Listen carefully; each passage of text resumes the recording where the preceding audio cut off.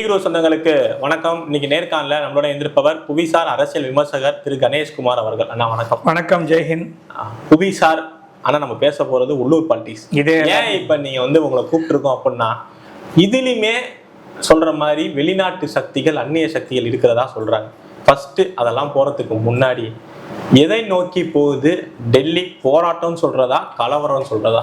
கலவரமாக ஆக்க முயற்சி செய்யப்படுகின்ற சில பேருடைய வெஸ்டர்ன் இன்ட்ரெஸ்டா இருக்கக்கூடிய ஒரு சோ கால்டு போராட்டம். இதை நான் போராட்டம் சொல்ல மாட்டேன். அதே மாதிரி இந்தியாவில் இருக்கக்கூடிய என்னுடைய மாணவர்கள், நான் நம்ம மாணவர்கள் மீது நம்பிக்கை வைங்க. எல்லாருமே அப்படி கிடையாது. போராட்டம் பண்ற அத்தனை பேருமே ஒரே ஐடியா அப்படின்னு கிடையாது. ஆரம்பம் போது எல்லாம் ஒரு ஆரம்பம் நல்லா தான் இருக்கும். அதே மாதிரி நிறைய பேர் ஏமாத்தி கூட்டு போயிருக்காங்க.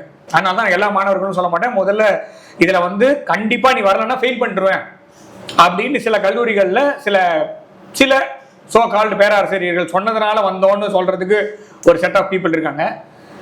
என்ன போராட்டம்னே தெரியாம கூட்டிட்டு வந்ததெல்லாம் இருக்காங்க. ஸோ வேற வேற காரணங்களுக்காக சொல்லி கூட்டிட்டு ஒரு இடத்துல அசம்பிள் ஆயிருக்காங்க. அவ்வளவுதான். அது அந்த கூட்டம் கூட்டின பிறகு ஸ்லோகன்ஸ் எல்லாம் மாறிடுச்சு. ஆஸ் யூஸ்வல் இது எல்லா இடத்துலையுமே ஒரே மோடஸ் ஆப்பரண்டி தான். ஸோ ஆரம்பம் வேறு காரணத்திற்காக அப்படி இவங்க கூட்டிட்டு ஒன்றை மாற்றி மூவ் பண்ணிகிட்டே போய் நீங்கள் சொன்ன மாதிரி போராட்டமாக கலவரமாக மாற்ற துடிக்கும் ஒரு சிலர் எடுத்துக்கிட்டுங்க முன்னேற்பாடு அப்படின்ற மாதிரி நம்ம பார்க்கலாம். ஆனால் இது கண்டிப்பாக கலவரமும் கிடையாது. இது போராட்டம்னா எதுக்காக போராட்டம் பண்ணாங்கன்றது நீங்க சொன்னீங்கன்னா நான் கேட்டுக்கிறேன். ஏன்னா போராட்டம்ன்றது ஏதாவது ஒரு மத்திய கல்வித்துறை அமைச்சர் ரிசைன் பண்ணணும் இல்லையே, நான் வேற மாதிரி தானே பாக்குறேன். மோடியை கொலை செய்ய வேண்டும். அதுக்கப்புறமா இன்னொன்னு, பாராளுமன்றத்தை இடிப்போம். புதுசா அதுக்குன்னா கொண்டு வருவோம். காஷ்மீரை தனியா விடு 370. ஸோ இது எனக்கு சரியா படல. இதெல்லாம் வாய்ஸ் எல்லாம் லோக்கல் வாய்ஸ் மாதிரி தெரியல. குளோபலா இருக்கக்கூடிய சில நாடுகளுடைய பாகிஸ்தான் ஆக்குபைடு காஷ்மீரை பத்தி நம்ம 2 நாள் முன்னாடி பேசிட்டு இருந்தோம். திடீர்னு இந்தியாவில் இருக்கிற காஷ்மீரை தனியா விடு, ஆர்டிகல் 370 திரும்ப கொண்டு வா. என்ன ஆர்டர்? சும்மா ஒரு 10 பேர் ஒன்னா கூட்டிட்டு பணம் வெளிநாட்டுல இருந்து வருது அப்படின்னா என்ன வேணா செய்வீங்களா? ஸோ இது ஒரு போராட்டமா இல்ல கலவரமாக மாற்ற துடிக்கும் ஒரு சிலரின் எண்ணமா அப்படின்றது காலம் பதில் சொல்லும். அதுக்குள்ள நான் போல. ஆனா இது கண்டிப்பா லோக்கல்ல இருக்கக்கூடிய சாதாரணமான ஒரு எழுச்சி கிடையாது. இதுக்கு ரொம்ப கஷ்டப்படுறாங்க. ரொம்ப முனைப்பு தெரியுது. அதாவது டெல்லியில ஃபெயிலு, பஞ்சாப்ல விவசாயிகள்ங்கிற இது நீங்க இது ஷாஹீன் பாக், அப்புறம் விவசாயிகள் போராட்டம், இது எல்லாத்தையும் சேர்த்து நீங்க கொண்டு வந்தீங்கன்னா கடைசியில ஒரே ஐடியால தான் நிக்கிறாங்க. இதெல்லாம் எதுக்காக உள்ள முனைப்பு அப்படின்னா, நீங்க சொன்ன மாதிரி அது கல்வித்துறையில் மாற்றம் கிடையாது, தர்மேந்திர பிரதானோட ரெசிக்னேஷன் கிடையாது, மோடி அவர்களுடைய முடிவு கிடையாது, பார்லிமெண்டோடைய முடிவு கிடையாது. இதெல்லாம் கிடையாது. அவங்களோட எண்ணம் ஒன்னே ஒன்று மாத்திரம் தான். FCRAவை கொண்டு வரக்கூடாது அப்படின்றதுல ரொம்ப நம்மளுடைய நேயர்களுக்காக சொல்றது என்னன்னா, இதெல்லாம் நாய்ஸ். டு பி ஃப்ராங்க், இந்தியாவில் ஆட்சி மாற்றத்தை கண்டிப்பா அமெரிக்காவில் இருக்க டீப் ஸ்டேட்டோ இப்ப ஏன் உங்களை கூப்பிட்டேன்னு சொன்னல, வெளிநாடோட பேர்கள்லாம் வருது. அமெரிக்கா முன்னாடியே இங்க இந்தியாவில இருக்க அமெரிக்கர்களுக்கு இத்தனாம் தேதியிலேருந்து போகாதீங்க டெல்லிக்கு, ஒரு போராட்டம் வெடிக்கும்னு முன்னாடியே முன்னெச்சரிக்கை கொடுத்ததா ஆங்கிலத்துல ஒரு சேனல் இப்ப ஆதாரப்பூர்வமா வெளியிடுறாங்க. என்ன உண்மை? இது எப்ப சொன்னாங்க? அமெரிக்கா 17ஆம் தேதி போகாதீங்கன்னு ஒரு 2 நாளைக்கு முன்னாடி, ஒரு 15ஆம் தேதி 14 மே மாசம் 3வது வாரமே நம்ம இதை எதிர்பார்த்தோம். நான் சொன்னா உங்களுக்கு எப்படி இருக்கும்? மே மாசம் 3ஆம் தேதி மார்க்கோ ரூபியோ இந்தியா வந்தாரா? ஆமா. எங்க வந்தாரு? கொல்கத்தா வந்தாரு. ஏன் வந்தாரு? அவ்வளவுதான். புரியுதா? இப்ப சரி, அதுக்கப்புறம் எங்க போனாரு? டெல்லி போனாரு. அப்புறம் எங்க ஊர் கிளம்புனாரு?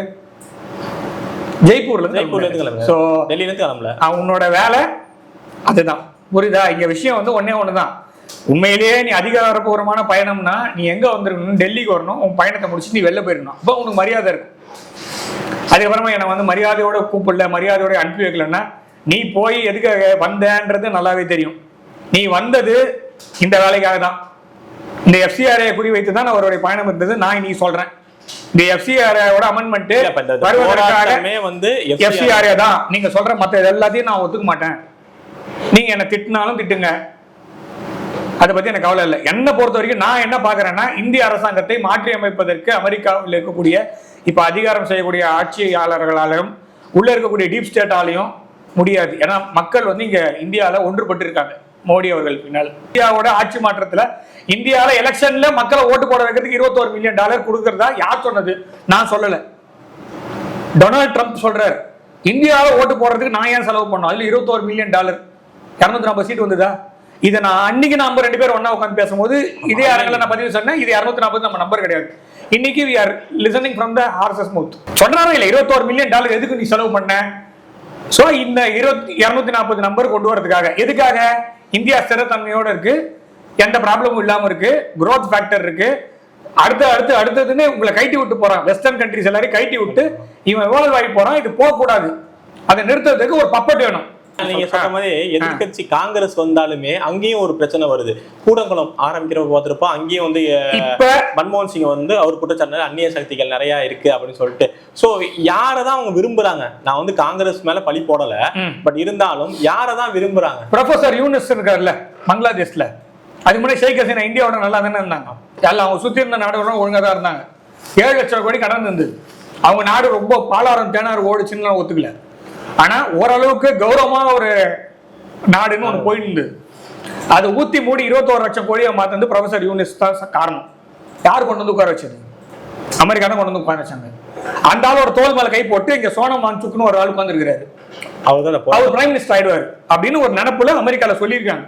ஏன்னா 3 Idiots படம் வந்ததுல நம்ம நண்பனா தமிழ் நண்பன் அமெரிக்கான்னு சொல்லிட்டாரு, விஜய்னு சொல்லிட்டாரு. எனக்கும் அந்த ஆளுக்கு சம்பந்தம் இல்லைன்ட்டு 2 பேருமே ஜகா வாங்கிட்டாங்க.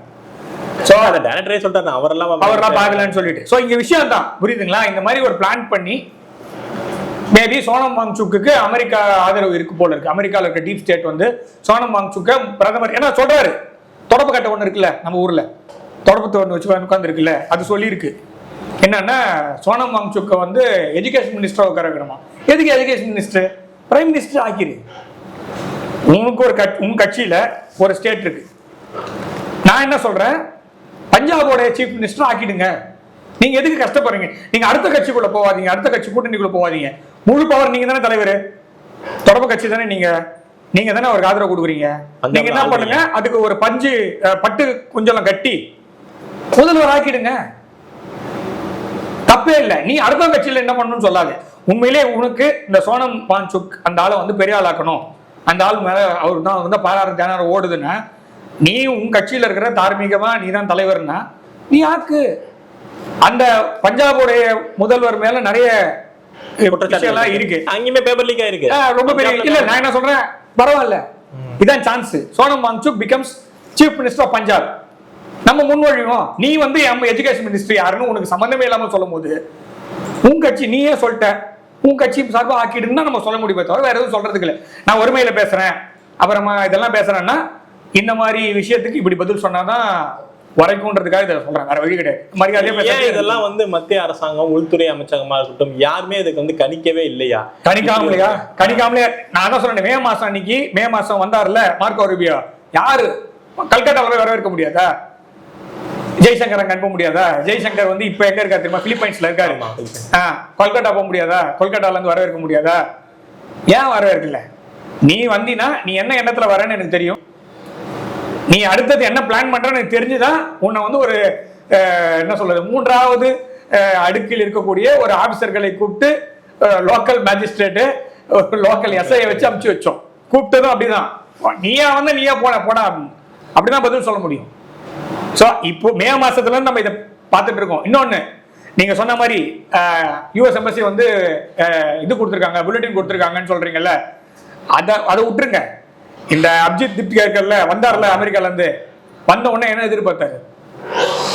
இந்த மாதிரி பிரச்சனை பண்றான், 2 கோடி பேரை ஆன்லைன்ல அல்காரிதம் வச்சு ரிஜிஸ்டர் பண்ணி ஒரே நாள்ல 2 கோடி பேரை சேர்த்தான். இது பெரிய விஷயமே இல்லை. இது 50 லட்சமா இருந்தாலும் 2 கோடியா இருந்தாலும் ஈஸியா சேர்த்துடலாம், அது பெரிய விஷயமே இல்லை. அது மாதிரி சேர்த்து காமிச்சாச்சு அல்காரிதம் வச்சு.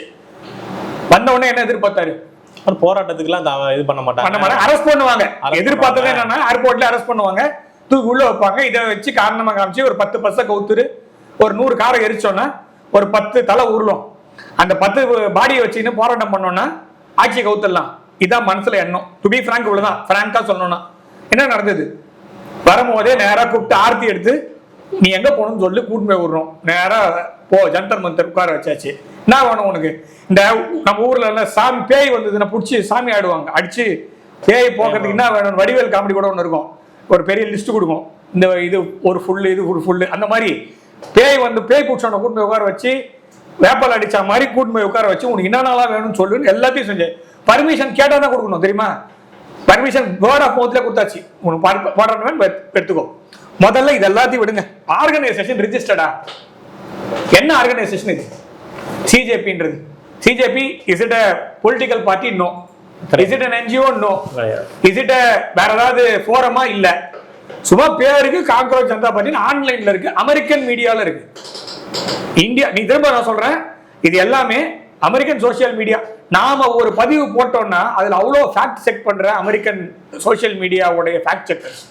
இந்த கர்மாமூச்சிக்கு மாத்திரம் ஏன் இது ஒரு கேள்வி கேட்க மாட்டேங்குது? நீங்க ஒரு இந்தியா சென்ட்ரிக்கா ஒரு போஸ்ட் போட்டு பாருங்க.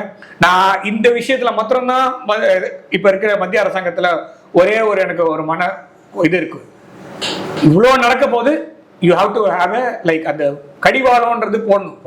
அது மாத்திரம் தான் நான் இன்னைக்கும் சொல்றேன். அங்க மாத்திரம் தான் இந்தியாவுடைய இது இருக்குல்ல, இன்ஃபர்மேஷன் பிராட்காஸ்ட் மினிஸ்ட்ரி ஒரு அட்லீஸ்ட் பை நவ் நீங்க வந்து சிங்கப்பூர் மாதிரி இல்லைனாலும் பரவாயில்ல. ஏன்னா நம்ம சீஃப் மினிஸ்டர் எதுக்கேற்றாலும் சிங்கப்பூர் போவார், அதே அந்த சைட் பண்றதுக்கு. அதே தான் நான் சொல்றேன், நீங்க போஃப்மா மாதிரி கொண்டு வரணும்னு இல்லை, அட்லீஸ்ட் ஒரு ஃபேக்ட் செக்க இந்தியாவில வைங்க, இந்தியாவில இருக்க சென்ட்ரிக்கா வைங்க அப்படின்றது மாத்திரம் தான் என்னுடைய கோரிக்கையை நான் வைக்கிறேன். ஸோ அப்ப அமெரிக்காவில் இருந்து இயங்கக்கூடிய ஒரு சோசியல் மீடியால அல்காரிதம் வச்சு இருக்கக்கூடிய ஒரு சோசியல் மீடியா பேஜ் எடுத்துக்கலாமா? அப்படிதான் எடுத்துக்க முடியும். பேஜ் தான் அது, சோசியல் மீடியா பேஜ் தான் அது. ஒரு ஆர்கனைசேஷன் கிடையாது, கட்சி கிடையாது, ஃபோரம் கிடையாது, பேரவையோ எதுவும் கிடையாது. சும்மா ஒரு 10 பேர் சேர்ந்து நான் அதோட அஃபிலியேஷன் சொல்றேன். இப்ப ஒரு 100 பஸ் எரிச்சிட்டாங்கன்னு வச்சுக்கலாம், நான் சும்மா ஒரு பேச்சுக்கு சொல்றேன். 100 பஸ் எரிச்சிட்டாங்க, ஒரு 1000 பேர் சேர்த்துட்டாங்க. யார் மேல கேஸ் போடணும்? சிஜேபி மேலயா? பொதுமக்கள் யாரிடம் முறையிடுவாங்கன்னா அரசாங்கத்தில் முறையிடும். அரசாங்கம் யாரை கை காமிக்கும்? சிஜேபினா என்ன?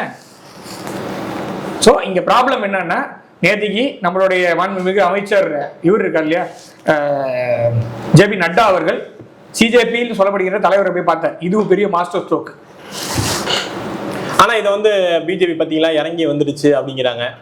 அதான் சொல்றேன், நான் என்ன கேட்கிறேன், இறங்கி வந்துச்சு அதெல்லாம் ஓகே, போய் பேசினாங்கல்ல, சிஜேபியோட பேசினாங்கல்ல. திரும்ப நான் கேட்கறது என்னன்னா, ஜேபி நட்டா அவர்கள் சிஜேபி சார்ந்த சிலரோட பேசுறாங்க. சிஜேபினா என்னன்றதான் நான் திரும்ப கேட்கிறேன்.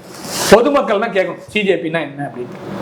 இப்ப சிஜேபினா என்னன்னா ஒரு டீப் ஸ்டேட் ஆபரேட்டட் ஒரு ஆர்கனைசேஷன், சோ கால் இன் விர்ச்சுவல் வேர்ல்டு, மெட்டாவர்ஸ்னு சொல்லுவாங்கல்ல, அந்த மாதிரி விர்ச்சுவல் வேர்ல்டுல இருக்க. டீப் ஸ்டேட்டை நம்ம ஒண்ணுமே பண்ண முடியாதா? டீப் ஸ்டேட்டை நம்ம டீப் ஸ்டேட்டை ஹேண்டில் பண்ணிட்டு தலையிடுறாங்க. ஏதாவது ஒரு திட்டம் வந்தா போராட்டம் வருது, பார்லிமெண்ட் செஷன் ஆரம்பிச்சா போராட்டம் வருது, எல்லாத்துலயும் இந்த பேருக்கு எஃப்சிஆரே வரக்கூடாது. இந்தியாவில் எஃப்சிஆரே வந்ததுன்னா அமெரிக்காவுக்கு மிகப்பெரிய தலைவலி. இங்க யார் தலைவனா இருக்கணும்னு அவங்க டிசைட் பண்றான். நான் ஒருத்தனை கூட்டிட்டு போய் ஒருத்தன் ட்ரெயின் பண்ணணும், எதுக்கு ட்ரெயின் பண்ணணும்? அவ்வளவுதான்.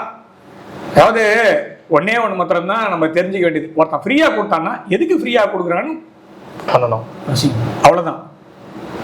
சிம்பிளா சொல்லணும்னா எல்லா நாட்டிலையும் இதை வேலை பண்ணிட்டு இருக்காங்க, இந்தியாவில மாத்திரம் கிடையாது. இதை வந்து ஸ்டேட் டிபார்ட்மெண்ட் தனியா ஒரு மோட்டார்ஸ், அதாவது என்ன சொல்ற, ஒரு பஸ்ஸே விடுறான். அடுத்தது இங்க யார் தலைவனா வருவானோ அவனெல்லாம் புடிச்சுன்னு போய் அவனை வந்து தனியா கவனிச்சு, இதுக்கு தனியா ஒரு டிபார்ட்மெண்ட்டே இருக்கு அமெரிக்காவில். ஸோ நீங்க அதை தான் பார்க்கணும். அமெரிக்காலையும் யூகேலையும் இது ஒரு தனி ஃபீல்டு. நம்ம அதை இந்த மாதிரி விஷயத்தை எதிர்கொள்றதுக்கு நம்ம அரசாங்கம் என்ன நடவடிக்கை எடுக்குது? இப்ப நம்ம பேசிட்டு இருக்கோம்ல, இதுவே ஒரு பெரிய வெற்றியா தான் நான் பாக்குறேன். இதே பங்களாதேஷ்ல என்ன நடந்தது? முடிச்சப்பட்டாங்க, அவ்வளவுதான். யூகேல என்ன நடக்குது? இப்ப 10வது பிரதமர் வந்து அவ்வளவுதான் விஷயம், அவ்வளவுதான். ஸோ நாம வந்து நேரா மக்கள்கிட்டே சொல்லியாச்சு இதான் ப்ராப்ளம்னு. ஸோ இதுக்கு மேல நம்ம ஜனங்க புரிஞ்சுதான் இருக்காங்க. இருந்தாலும் அமெரிக்கன் மீடியா நான் என்ன சொல்றேன், ஆதரவு குறைஞ்சிட்டே வருதுல பிஜேபிக்கு. பிஜேபிக்கு அங்க ஆதரவு குறையுதுங்க, சிஜேபி தாங்க எங்க ப்ராப்ளம். CJP problem. போன தடவை இதே மாதிரி பிரச்சனை வரப்ப கொஞ்சம் தனிப்பெருமையான்மையா வரும் அப்படின்னு நினைச்ச பிஜேபிக்கு தனிப்பெரும்பான்மை வரல. இப்ப இந்த மாதிரி நிறைய போராட்டம் வரனால ஆதரவு குறைஞ்சிக்கிட்டே வரனால இந்த 240 சீட்டுன்றது அமெரிக்கால இருந்து வந்த $21 மில்லியன். நான் சொல்ல, ட்ரம்ப் சொன்ன $21 மில்லியன் அபிஷியலா, அன்அபிஷியலா எவ்வளவு பம்ப் பண்ணாங்க, எந்தெந்த ஆர்கனைசேஷன்ஸ்லாம் பணமே இல்லாம வேலை செஞ்சாங்க, பின்னாடி நான் கொடுக்குறேன்னு சொல்லி எத்தனை ஆர்கனைசேஷன் வேலை செஞ்சாங்கன்னு நான் போல. ஆனா இன்னொரு தடவை ஜனங்க ஏமாற மாட்டாங்க அப்படின்றது தான் என்னுடைய பாயிண்ட். இதுல வந்து பிஜேபிக்கு எந்த ஒரு பின்னடைவு இருக்கிற மாதிரி எனக்கு தெரியல. இதுல மீடியா வச்சு ஊதி கோய்பல்ஸ் காலத்தோடைய ஒரு ஐடியாவை தான் இவங்க பண்ணிட்டு இருக்காங்க. ஆதரவு குறைஞ்சிச்சுன்னு சொல்றது. இந்த 240 சீட்டே நான் அன்னிலிருந்து சொல்லிட்டு இருக்கேன், 24 சொல்லிட்டு இருக்கேன். இது கம்ப்ளீட் ஒரு வெளிநாட்டுல இருந்து வந்த பணத்தினாலையும் ஒரு சரி. இப்ப இதுக்கு சொல்லுங்களேன், ஒரு 3 மாசத்துக்கு 4 மாசத்துக்கு முன்னாடி வேன் டைக்குன்னு ஒரு ஆளை நம்மளுடைய மத்திய அரசாங்கத்தை சார்ந்த உளவு துறை கைது பண்ணுச்சு. எங்க இருந்து கைது பண்ணுச்சு? நேபாள். இது வந்து வேன் டைக் வந்து இதுல நார்த் ஈஸ்ட்ல இருந்து கைது பண்ணாங்க, நம்மளுடைய வடகிழக்கு மாநிலங்கள்ல. போன வாரம் ஒரு ஆளை கைது பண்ணிருக்காங்க, அது நேபாள் பார்டர்ல உத்தரப்பிரதேசத்துல கைது பண்ணிருக்காங்க. இன்னொரு உக்ரைனிய பெண்மணியை ஒரு 2 வாரத்துக்கு முன்னாடி கைது பண்ணிருக்காங்க. அந்த அம்மாவும் இது இல்லாம இருக்காங்க, விசா இல்லாம இருக்காங்க. 6 பேர் அது போன வேன் டைக்கோட கைது பண்ணது 6 உக்ரைனியர்கள். இப்பவும் ஒரு உக்ரைனிய பெண்மணி கைது செய்யப்பட்டிருக்காங்க. 2022 அந்த அம்மாவோட விசா முடிஞ்சு போச்சு. விசா இல்லாம கோவால அந்த மாதிரி ஒவ்வொரு இடமா சுத்திட்டு கடைசியில நேபாள் பார்டர்ல கைது பண்ணிருக்காங்க. விசாரணை நடைபெற்று கொண்டிருக்கு. சரி, எத்தனை விதமா நீங்க வந்து முட்டு கொடுப்பீங்க?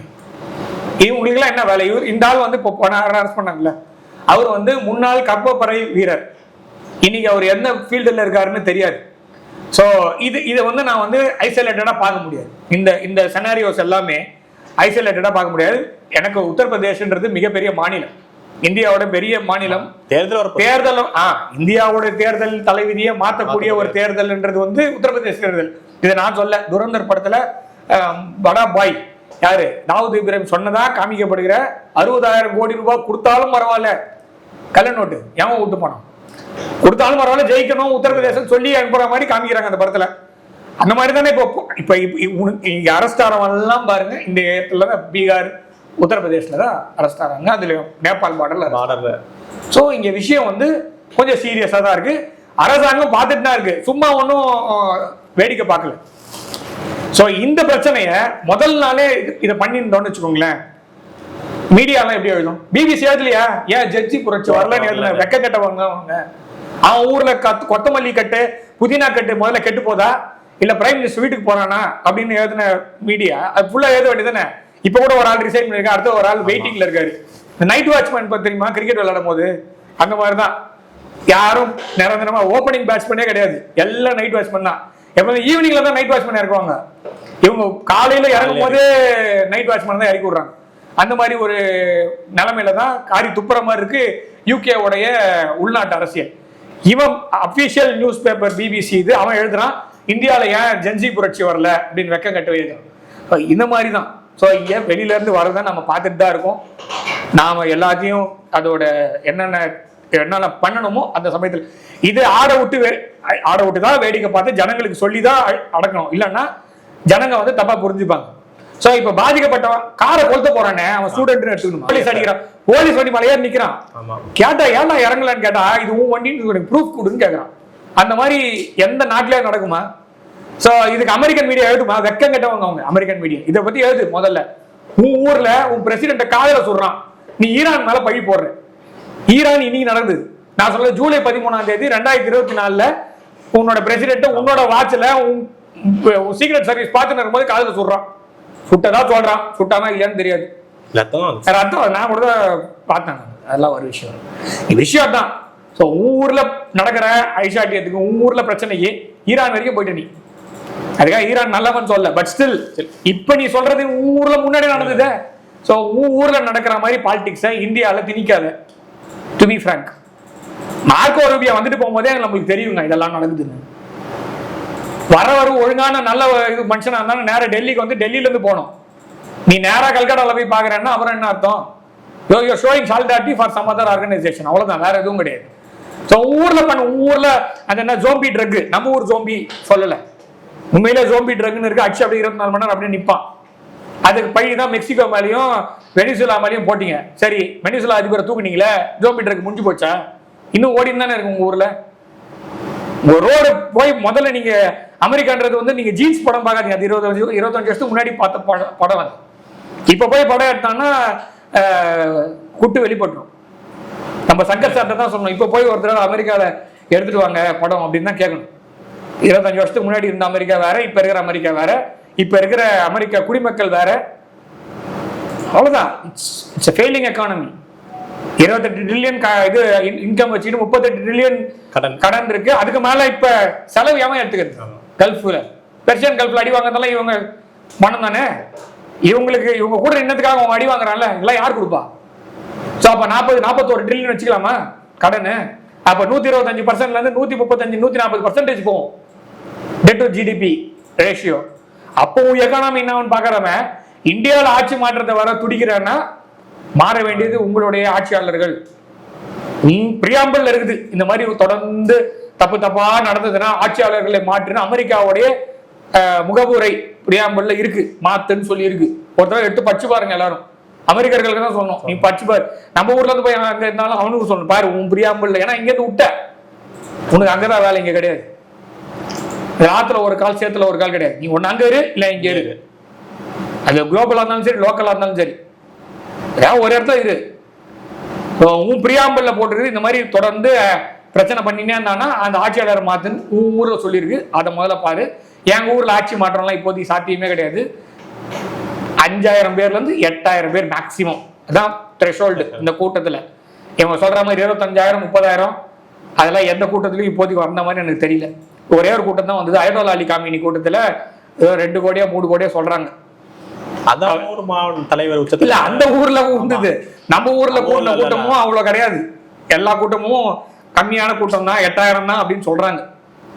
அதனால நீங்க ஆட்சி மாற்றம் கொண்டு வரணும்னா உங்க ஊர்ல கொண்டு வாங்கப்பா. எங்க ஊர்ல நல்லா தான் போயிட்டு இருக்கு. ஒன்னே ஒன்றுதான், இந்த தேர்வுல பிரச்சனை இருந்ததுதான் இருந்தது.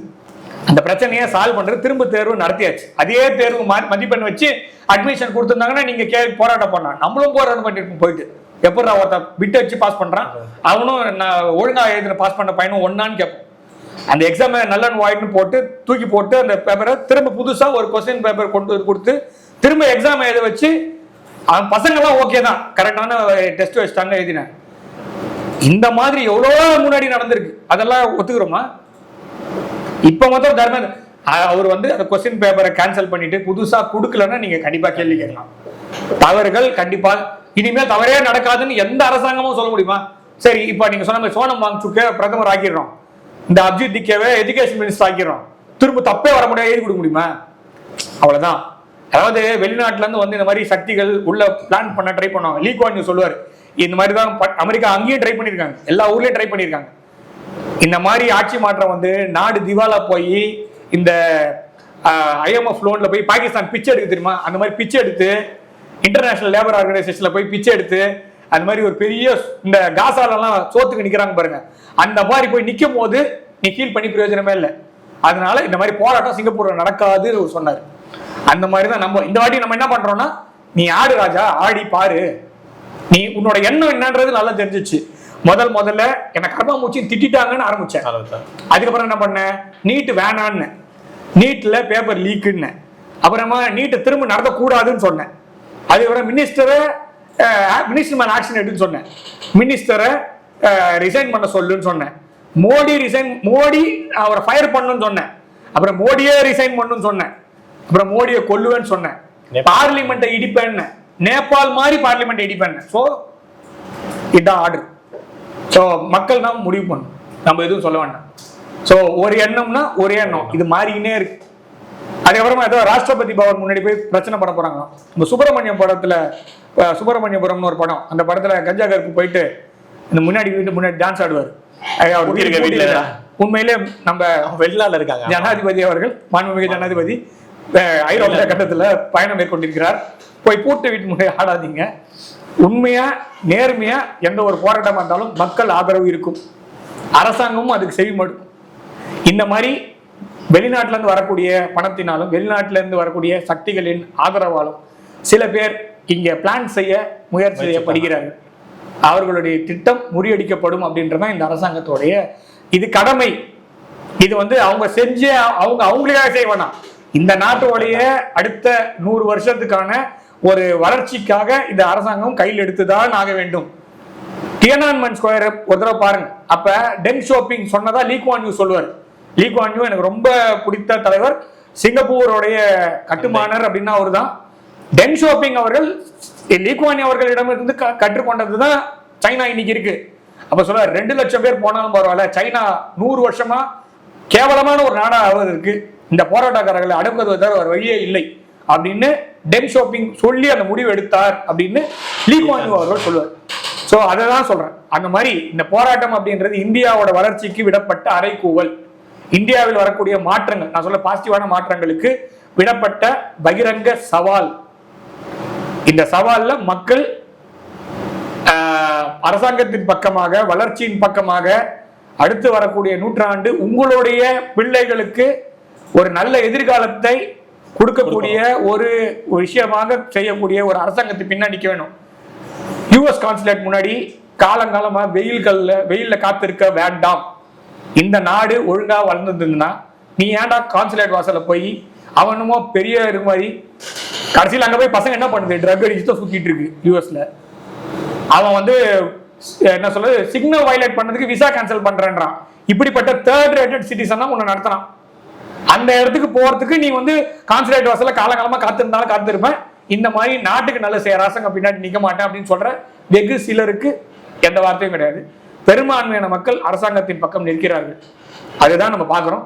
அவர்களுக்கு நன்றி, அவர்களுக்கு பாராட்டுகள். வரும் நூற்றாண்டு இந்தியாவின் நூற்றாண்டாக மாறுவதற்கு இந்த மாதிரி பல போராட்டங்களை நாம் எதிர்கொள்ள வேண்டும்.